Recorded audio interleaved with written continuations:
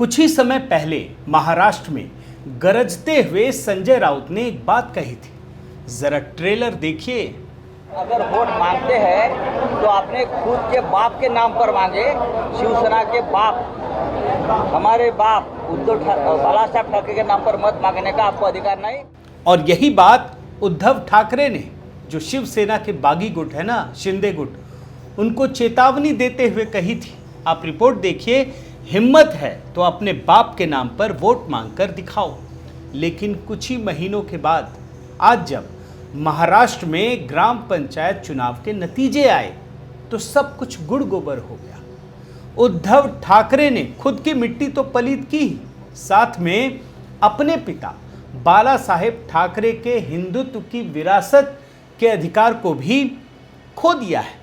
और इसके साथ ही महाराष्ट्र में बीजेपी ने कमाल कर दिया है। प्रधानमंत्री मोदी के नेतृत्व में आगे बढ़ते हुए इस चुनाव में डंका बजाया है और साथ ही साथ ये भी दिखा दिया है कि आने वाले बीएमसी चुनाव में क्या कुछ होने वाला है। आज के इस वीडियो में मैं महाराष्ट्र में बदलती हुई राजनीति की चर्चा करूंगा और आपको कुछ नए पहलू दिखाने की कोशिश करूंगा। साथियों नमस्कार, मैं हरिश्चंद्र बर्णवाल। महाराष्ट्र की राजनीति में उद्धव ठाकरे की राजनीति, खास करके चंद महीनों के भीतर क्या से क्या हो गया। जो उद्धव ठाकरे अपने पिता बाला साहेब ठाकरे के नाम पर सबको ललकार रहे थे, आज उनकी पूरी की पूरी जमीन खिसक चुकी है। और ये जो कुछ हो रहा है ना, वो राजनीति के विद्यार्थियों के लिए रिसर्च का विषय है।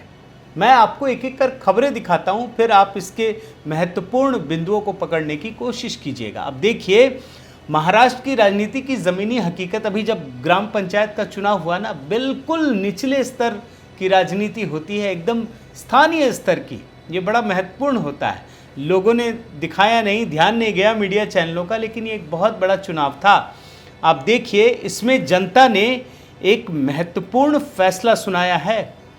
547 ग्राम पंचायत में हुए चुनाव में जो भाजपा है और शिंदे गुट है, इन्हें सबसे अधिक ग्राम पंचायत में विजय मिली है। दूसरे नंबर पर एनसीपी है, जबकि शिवसेना और उद्धव गुट का सबसे बुरा हाल है।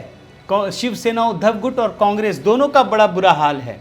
अब आप देखिए, महाराष्ट्र में भाजपा और जब शिंदे गुट की सरकार बनी है ना, तो ये तो पहला चुनाव है और इसमें जो उद्धव गुट है शिवसेना का, वो पूरी तरह से सिमट चुकी है। उसकी शिवसेना कहाँ बची है, ढूंढने पे भी आपको नहीं मिलेगी, जबकि ये 2 साल तक सत्ता में रह चुकी है।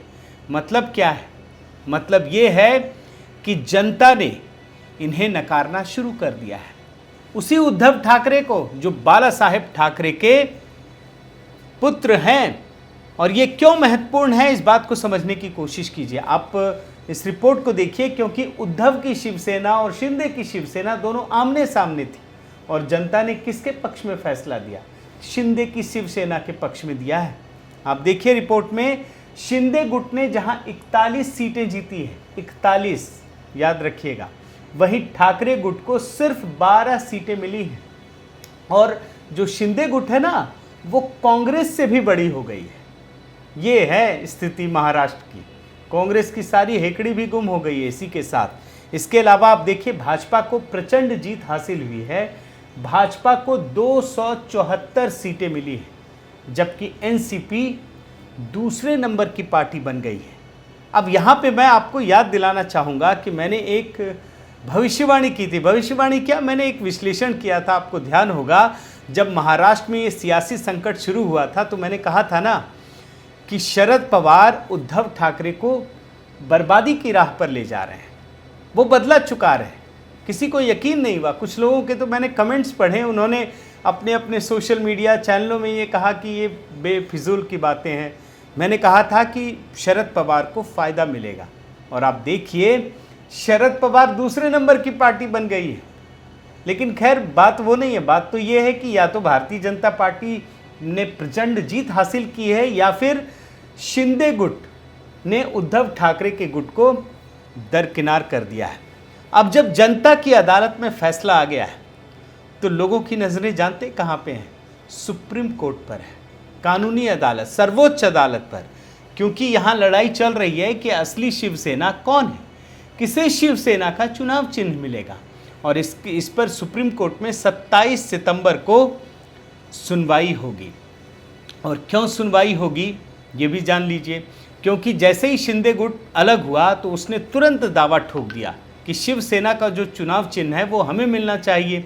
लेकिन उसके फौरन जैसे ही शिंदे गुट ने ऐसा किया, जो उद्धव गुट है वो सर्वोच्च न्यायालय पहुंच गया और उसके याचिका पर, उद्धव गुट की याचिका पर सुप्रीम कोर्ट ने 27 सितंबर तक के लिए चुनाव आयोग को रोक दिया है। मतलब चुनाव आयोग का भी अब निर्णय आने वाला है।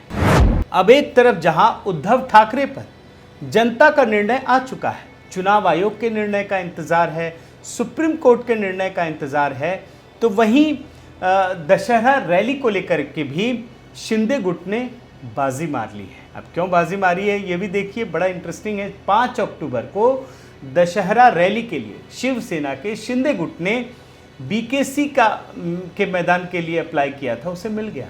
और उद्धव ठाकरे का जो गुट है ना, उसे नहीं मिला। ये उद्धव ठाकरे जी के लिए बहुत बड़ा झटका है। आप रिपोर्ट देखिए। और इसके अलावा एक शिवाजी पार्क है, वहाँ पर भी दशहरा रैली होती है। वहाँ तो खुद बाला साहेब ठाकरे इस रैली को आयोजित करते थे। इसके लिए भी दोनों गुटों ने दावेदारी पेश की है कि हमें मिलना चाहिए मैदान, हम करेंगे। बीएमसी को फैसला लेना है, अभी तक हुआ नहीं है, लेकिन यकीन मानिए कि शिंदे गुट को ही मिलेगा, सरकार उनकी है। और इन परिस्थितियों में जब एकनाथ शिंदे दशहरा रैली को संबोधित करेंगे तो ये मान लीजिए कि जो बाला साहेब ठाकरे की विरासत है वो उद्धव ठाकरे से चली गई, पूरी तरह से ख़त्म हो गई। उस पर एकनाथ शिंदे का कब्जा हो चुका है। उद्धव ठाकरे ने सत्ता के मोह में जिस प्रकार से बाला साहेब ठाकरे की विरासत की धज्जियां उड़ाई, उसे जनता ने कभी पसंद नहीं किया। यह हो सकता है कि ठाकरे परिवार को और उनके सिपह सालार को ये लगता हो कि हम बड़ा अच्छा काम कर रहे हैं, हम भाजपा को सबक सिखा रहे हैं, लेकिन जनता को ये अच्छा नहीं लगा। और ये बात क्यों कह रहा हूँ आप ये भी समझिए। उद्धव ठाकरे के मुख्यमंत्री रहते हुए जनवरी महीने में नगर पंचायत के चुनाव हुए थे और उस समय भी भाजपा को सबसे अधिक सीटों पर विजय हासिल हुई थी। ये आज की बात नहीं है, उस समय की भी बात है। और भाजपा के साथ उद्धव ठाकरे ने सत्ता के लिए जिस प्रकार से समझौता किया, धोखा दिया, उसका परिणाम जनता तो दिखाई रही है ना। लेकिन अगला बड़ा ही महत्वपूर्ण चुनाव आने वाला है, बीएमसी का चुनाव आने वाला है। और याद रखिए, बीएमसी में इस बार जो होगा उसकी कल्पना भी उद्धव ठाकरे ने नहीं की होगी, क्योंकि दशकों से वहाँ कब्जा है, वहीं से उनको दाना पानी मिलता है, जो सांस चलती है ना वहीं से चलती है। लेकिन इस बार आपको ये ट्रेलर दिख रहा है, यहाँ तो भाजपा ने 150 सीटों की तैयारी की है, मतलब पूरी तरह से पटकनी देने के लिए तैयार है। अब आप समझिए कि उद्धव ठाकरे के खिलाफ जो माहौल बना, जनता को तो जब भी मौका मिलता है चुनाव में वो तो अपना फैसला सुनाती ही है, लेकिन इसके साथ साथ जो उसके विधायक हैं, सांसद हैं, वो भी इस बात को समझ रहे थे कि उद्धव ठाकरे ठीक नहीं कर रहे हैं, वो गलत रास्ते पर चल रहे हैं। और यही वजह है कि महाराष्ट्र की विधानसभा से लेकर के लोकसभा के सांसदों तक ने उद्धव ठाकरे का साथ छोड़ दिया है। महाराष्ट्र में हिंदुत्व की रक्षा करने के बाला साहेब ठाकरे की विरासत पर उद्धव ठाकरे और एकनाथ शिंदे के बीच यह संघर्ष हर स्तर पर चल रहा है। आप ज़मीन पर आइए तो कार्यकर्ता के स्तर पर, पंचायत, नगर, ज़िला, हर लेवल पर चल रहा है। विधानसभा, लोकसभा, दशहरा रैली हर स्तर पर चल रहा है और हर स्तर पर उद्धव ठाकरे को करारी मात मिल रही है। यही है आज महाराष्ट्र में राजनीति की हकीकत, जिसे उद्धव ठाकरे समझ नहीं पाए और आज भी नहीं समझ पा रहे हैं। साथियों, सत्ता की राजनीति के लिए बाला साहेब ठाकरे ने हिंदुत्व की रक्षा के उद्देश्य से जो मानदंड स्थापित किया था, उसके साथ समझौता करके उद्धव ठाकरे ने हिंदुत्व की रक्षा के विरासत के अधिकार को खो दिया है।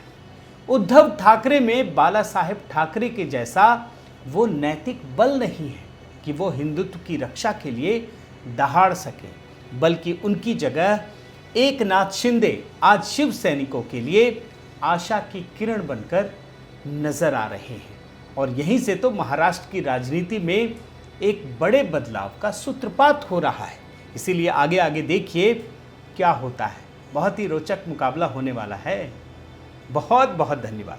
आपसे निवेदन है कि आप मेरे इस चैनल को ज़रूर सब्सक्राइब कीजिए, लाइक कीजिए, शेयर कीजिए, कमेंट कीजिए और इस बेल आइकन को प्रेस करना मत भूलिएगा। नमस्कार।